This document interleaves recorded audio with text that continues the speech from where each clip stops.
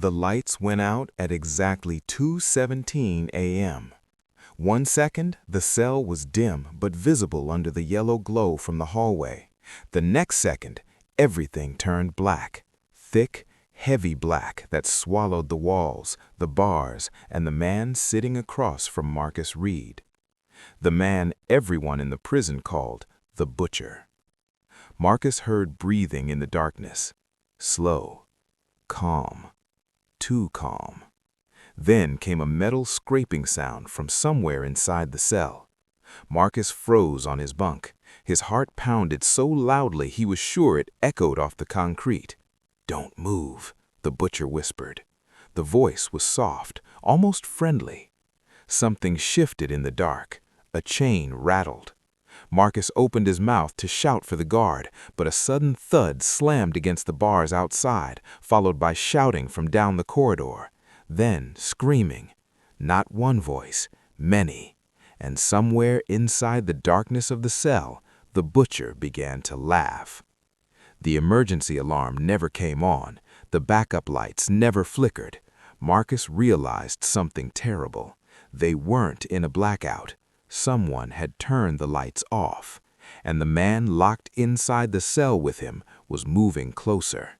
3 weeks earlier, Marcus Reed had never imagined he would end up in Greystone State Prison. He was 26, quiet and careful. He worked nights stocking shelves at a grocery store in Dayton, Ohio.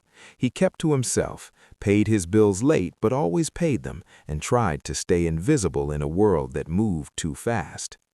Everything changed the night he gave a coworker a ride home. Police lights filled his rearview mirror before he reached the highway. The officers searched the car.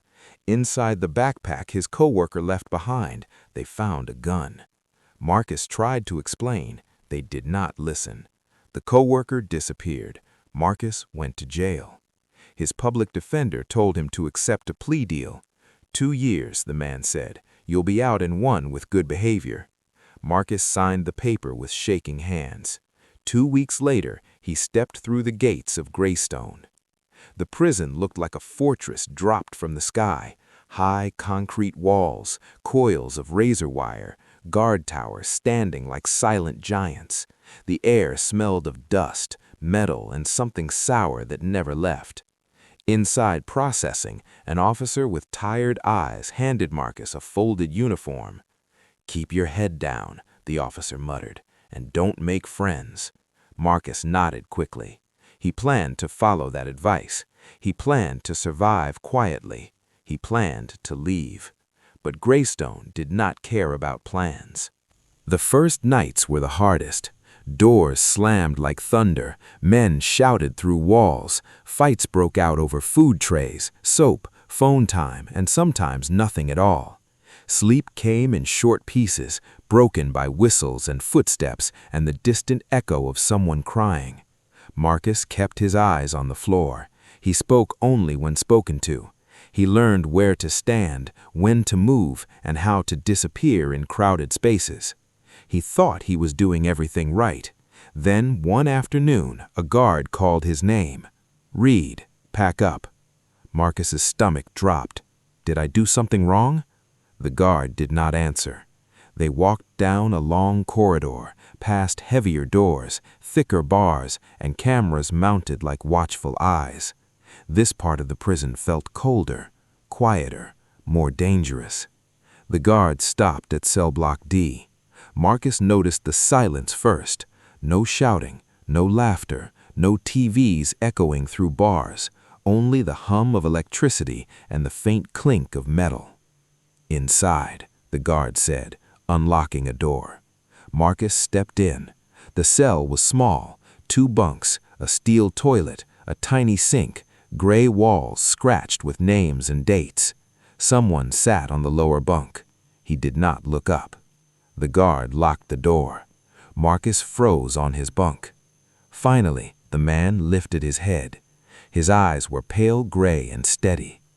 "You're the new one," he said. Marcus swallowed. "Yeah." The man studied him like he was measuring something. "I'm Leonard Voss," he said. Marcus had never heard the name, But he noticed something else. The entire block was silent. No one shouted. No one banged on bars. No one even spoke. Later that evening, a whisper slid through the food slot from the neighboring cell. "You know who that is?" Marcus moved closer. "No." "That's the butcher." Marcus's chest tightened. He killed 4 men, took his time, smiled in the courtroom. Silence. Then the whisper returned. "They say he likes the dark." Marcus stepped back from the door. Leonard Voss sat on the bunk, calm, hands folded, staring at nothing. That night, Marcus did not sleep. Days passed in uneasy quiet.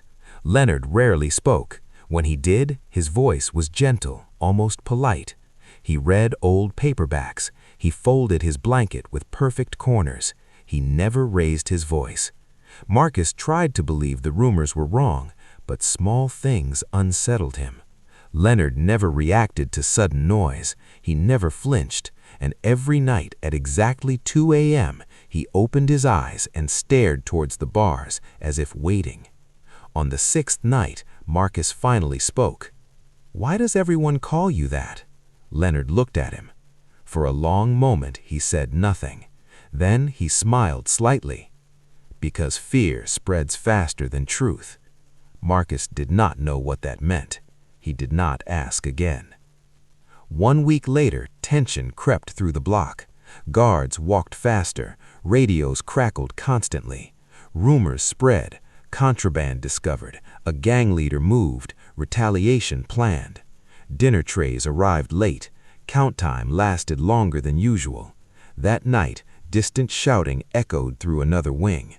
Marcus lay on his bunk, staring at the ceiling. Below him, Leonard sat motionless. "You ever notice how quiet it gets before something bad happens?" Marcus felt cold. "What do you mean?" Leonard did not answer. The next day, a fight erupted in the yard. Sirens screamed. Inmates were rushed inside early. The block doors slammed shut one after another. Lockdown. Hours passed. No one explained why. The air felt thick with waiting. Night fell slowly. The hallway lights dimmed. Marcus lay awake, listening. At 2:16 a.m., Leonard opened his eyes. At 2:17 a.m., the lights went out. The darkness returned. The breathing started. And somewhere beyond the bars, a man began to scream for his life. To be continued.